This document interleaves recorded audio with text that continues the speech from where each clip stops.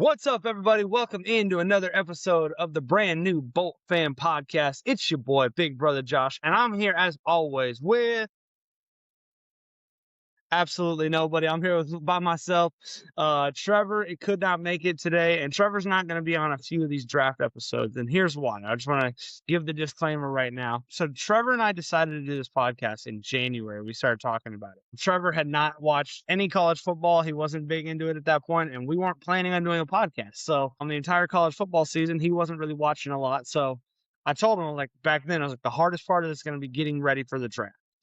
But the other part for Trevor in particular is his wife is about 6 months pregnant right now, and he's working about 55, 60 hours a week at his regular job. So it's a lot to ask for him to keep recording content with me and continue doing all this extra homework, watching all this film.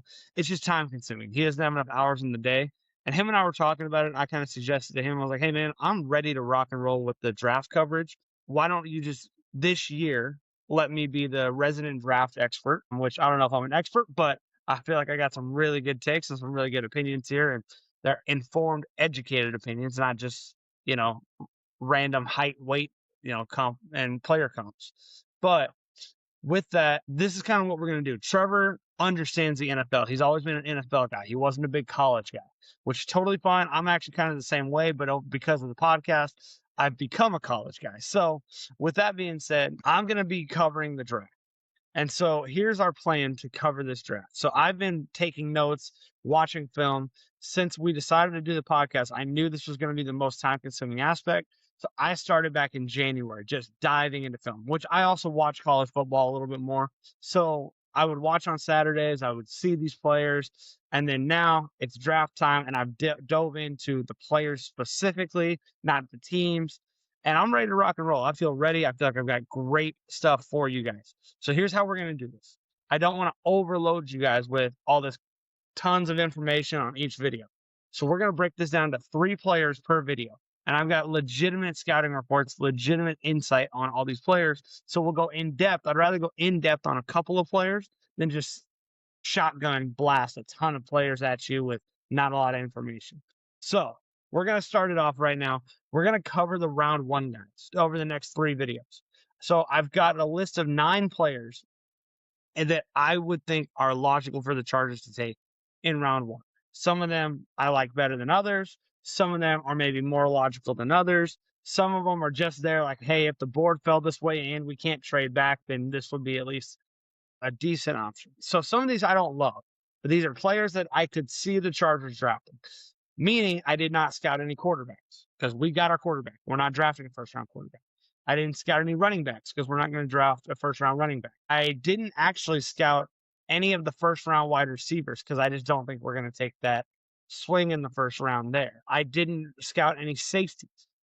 So you can kind of see, like, I've eliminated a lot of positions here. And we're going to go through it. Obviously, I scouted every offensive lineman because the Chargers need offensive linemen. So we're going to talk about it.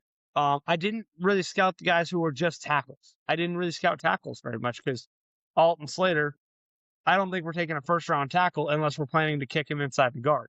So the only guys that I scouted were the guys who are going to possibly kick into guard at the NFL level. So we're actually going to go through one of those today. First video. Today, we're going to go through 3 players. And player number 1, let's get rocking and rolling right now. No reason to keep explaining it. Y'all get the idea. You guys are smart people. Before we get rocking and rolling, make sure you like, share, and subscribe to the podcast. Make sure you don't miss any of this draft content because I got to know if I'm an idiot. I got to know if you guys like my picks. I'm going to give y'all my big board here, and I'm going to let you guys take a look at it. And I want to hear from you in the comments what you think about it. So, player number 1 on my big board is player number 1 on everyone's big board for the LA Chargers. We're going number 1 player today, Vega Ioane, guard from Penn State.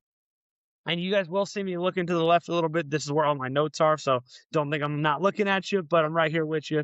Vega Ioane, 6'4", 328-pound guard from Penn State.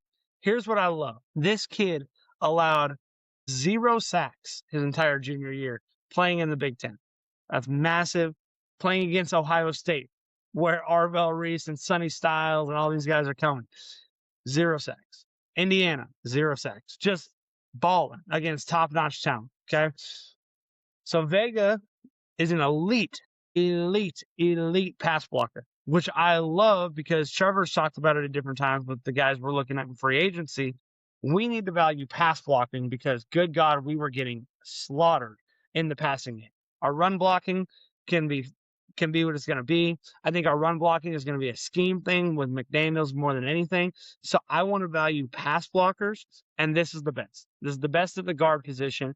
We just signed Tyler Biadasz. We've got our center lockdown, who gave up 3 sacks total in the NFL last year. Going to get this kid, putting him at left tackle or left guard, between Rashawn Slater and Tyler Biadasz, where he doesn't have to carry the load of like a normal first-round guard. He's got guys next to him, or if he goes to the right side, you got Biadasz and Joe Alt. So wherever we slot him in, left guard, right guard, he played left guard at Penn State. I would assume that's where he'd stay. The only way I could see that changing is if we re-sign Zion Johnson or something like that, who's a left guard only. But even Zion played right guard for a while. So who knows where he goes, left or right? Not really relevant to me. But I think that he's just an elite pass blocker. The run blocking stuff leaves a little bit to be desired. He's not the best in the country at getting to the second level, although he is really, really solid. Okay, so that's kind of the one knock on him is he's not as elite as other guys at getting to the second level in the running game. But he is a great athlete. One of my favorite clips when I was watching him was there was a play where they lined him up against UCLA. They lined him up as a slot receiver, sent him in motion on a running play, and he laid one of the most vicious blocks on this poor corner who's trying to come up and run support and gets a pulling guard who's playing slot receiver and just lights him up. It was ungodly, man. It was messed up. Whoever thought of that play is diabolical. That OC is diabolical. And oh yeah, we got one of those guys too. So I'd be curious how Mike McDaniels would use this kid. He's a freak athlete who just needs to develop his run blocking a little bit. So I think that that's a great option for the Chargers. And Mike McDaniel would love this kid. He's a great player. Perfect fit, blue chip guy for me. I don't really see anything that's a red flag. And then the last big green flag, this is kind of a minor thing. And some people will be like, oh, that doesn't matter. To me, I think it matters a ton. He's a high character kid. And the video going around, it was a viral video. His 2 big viral videos, when you just type his name in on YouTube and go to the clips, you'll find 2 viral videos. The one of him on the field as a slot receiver from out of nowhere. But then the other one is when there's this graduate assistant intern guy who's pushing a heavy cart up a hill. And you see Vega, basically it's like there's a Vega and all the players are on this side, then there's a wall in the middle, and then this intern is pushing this cart full of stuff up this hill, up the ramp onto the field. And the guy's struggling. He's visibly not, it's just a heavy cart and it's uphill. The dude's struggling. And it's cool because there's all these players on Penn State just walking, going to the field, focused on the game, doing what they need to do, locking in, which is nothing wrong with that. But I think it's super cool. Vega Ioane, I don't know if I'm saying his last name right. Ione, I need to learn that. But Vega hops over the wall and then goes and helps the guy push it up the ramp. And it's just super cool, man, to see, like, not only is he an elite talent, but I think he's an elite guy and an elite moral character and just a good dude. From everything I read, all the Penn State coaches say the same thing. Just high character. And so it's one thing to be high level talent, but also, like we just saw, and this is where I think the character thing matters. James Pierce, a high level talent for the Atlanta Falcons, and he had a great rookie year, but look at what just happened. And now all of a sudden this guy who's a high talent, but isn't the high character guy, he's now possibly out of the league altogether. We've seen plenty of low character guys just be out of the league. Now we've seen some guys mature, so I don't want to make it like it's the end all be all for everything if they have maturity issues at 21 years old. God knows I had maturity issues at 21 years old, and depending on who you ask, I have maturity issues now at 28 years old. So I'm not killing anybody else, but I do love it as a nice check in his box here. And it's a major green flag for me. I love this kid. I don't think he's going to fall to 22. I think there's a lot of teams who need a guard. I think he's going to go probably in the teens. I've seen him mocked a lot to the Ravens, who just gave up their first-round pick, so maybe that helps us. And I've seen him mocked a lot to the Lions, who definitely, that's the one that I'm like, I don't see him falling past the Lions pick, but we have a shot. And maybe it's worth, and Ortiz may love him enough to even trade up above the Lions and go get him. So who knows? But I love him, and I hope that he's there at 22. That would be the best case scenario for everybody. And if he's there at 22, I don't want to see a trade. Just stick and pick. That's a number one guy. All right. We're going to move on. Player number 2, another offensive lineman. We're talking Kaden Proctor, tackle out of Alabama. And you're like, Josh, you told me you're not talking about tackles. A lot of people are projecting Kaden Proctor to move inside to guard. Here's the other option that I don't like this, so I'm not even really considering this as an option, but apparently some people are. So let's talk about it really quick. Apparently some people are saying that Rashawn Slater could kick into left guard, and then we could draft or move Joe Alt to left tackle. So you have that left side would be Alt at tackle, Slater at guard, and Biotish at center. That part's interesting to me for sure. If you do that, you got to go draft a right tackle, and Kaden Proctor could slide in as your right tackle day one. And that's an interesting proposition. I don't think we need to do that. But apparently this kid's got a lot of versatility, and they're saying he could be an NFL guard. The problem for me is the size. He's got ideal tackle size. He's 6'7", 360 pounds. And to move a guy that's 6'7", 360 into guard just reminds me a little too much of Mekhi Becton, and it kind of feels like we just went down this road. So I don't really love this player. All right, let me take that back. I do love the player. I love the skills. I don't think he's going to play guard, and I don't see him as a fit with the Chargers. So I think he's going to be a really good player for a team for the next decade with multiple Pro Bowls. I really like the player. So I'm in a little bit of a pickle here of like, would I draft him? Would I not? It really just depends on, can he play guard? And can he play guard at a high level in a Mike McDaniel system? I don't know if he can in that system where he's got to pull, he's got to move a lot. He's 6'7", 360. Don't get me wrong, he's for that size, he's got really good feet, really athletic, but he's still 6'7", 360. And I don't know that that's going to fit what Mike McDaniel's looking for. So I'm going to keep this one a little bit shorter. But I'll just give you this real quick. He is an elite road grader, run game specialist. He's a mauler in the running game. So that's awesome. I don't know how great of a pass blocker he would be on the interior, but I do like him as a tackle. So I think he's really good. But like I said, I kind of went through all this already. He's just he's an elite tackle. And I think that he's probably the fourth, which this is a great tackle draft, by the way, which helps us out as Charger fans. I think there's 5 elite tackles in this draft. Maybe 4, but there's some really good ones, and he's in the mix for me. I just don't think he can play guard. So that's the whole thing. And they are saying Spencer Fanu can play guard. I feel the same way, so I'm not even going to cover that one. Spencer Fanu and Kaden Proctor are tackles.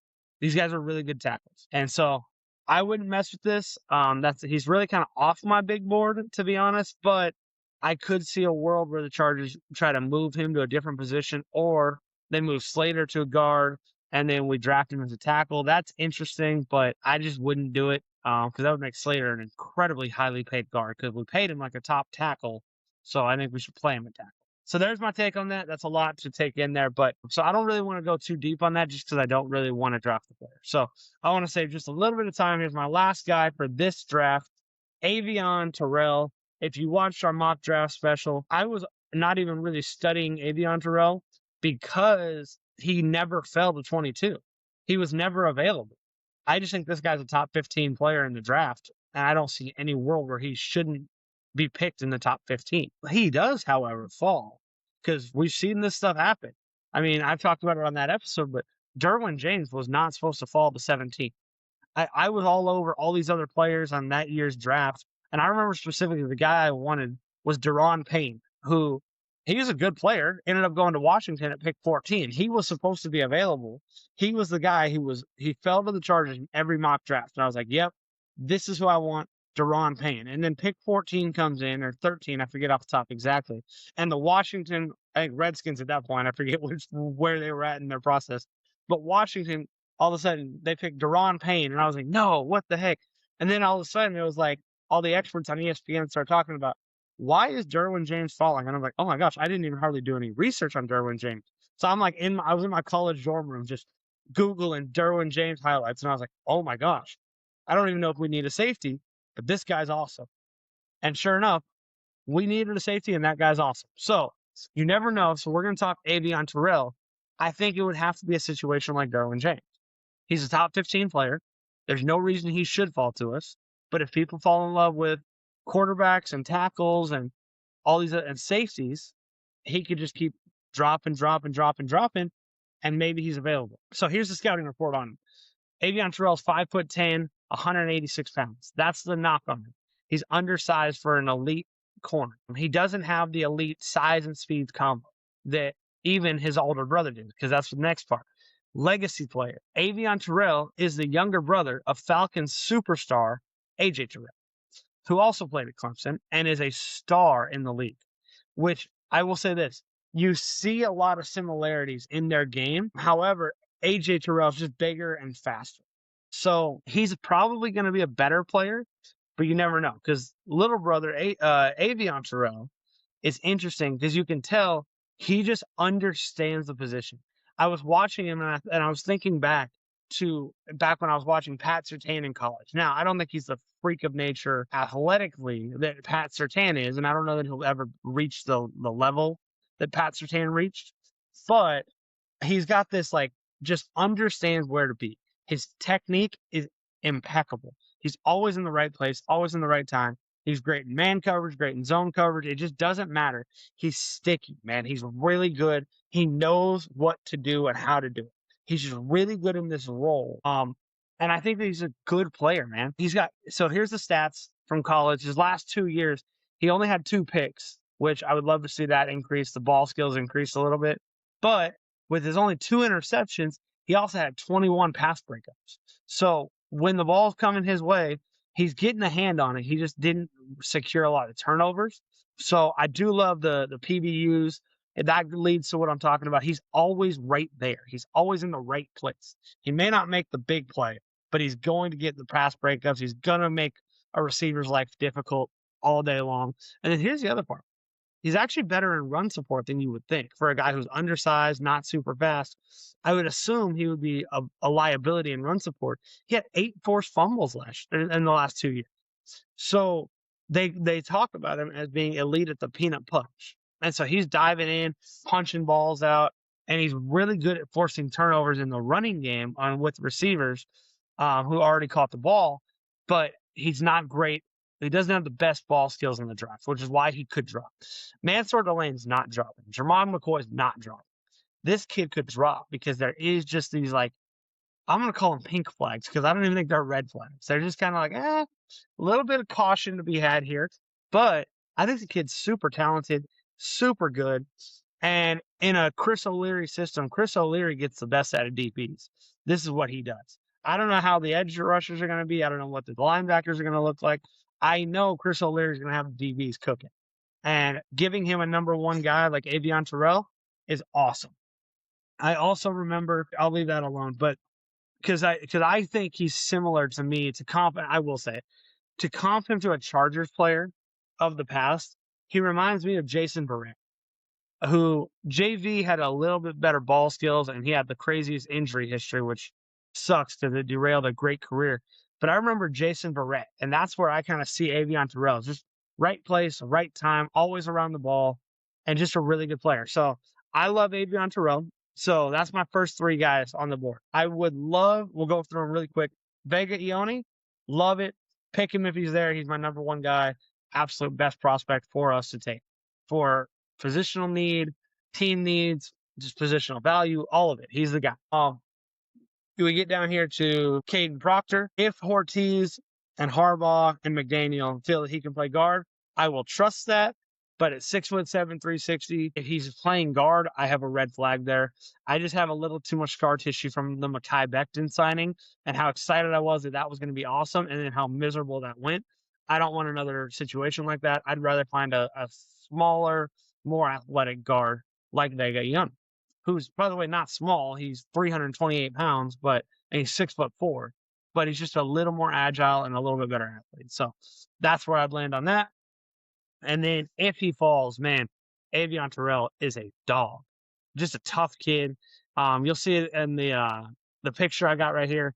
The Aveion Terrell is just like, it is a high energy, just an elite round one corner. There's just no way he's not a round one corner. I saw 1 or 2 mock drafts that he fell to the second round, and I was like, that's literally blasphemy. There's no way this kid can fall to round 2. He's got to be a round 1 guy. And if we take a guy at pick 22 who's not Aveion Terrell and he keeps falling, I would trade back into the first round to go get him. Like, this kid's a stud. So I love Aveion Terrell, love Vega Ioane, like Kaden Proctor. Those are my 3. Next video, we got a couple more. We got some defensive tackles, another corner, and then Sadiq the Freak. We're going to talk about him. So with that being said, thank y'all for tuning in. These are going to be really short. We're going to try to do them like this, about 20, 25 minutes each. Go through the draft. We're going to have all the coverage, and I need y'all to subscribe so you don't miss any of the best Chargers coverage on the internet. Love y'all. Bolt up. We'll see you soon.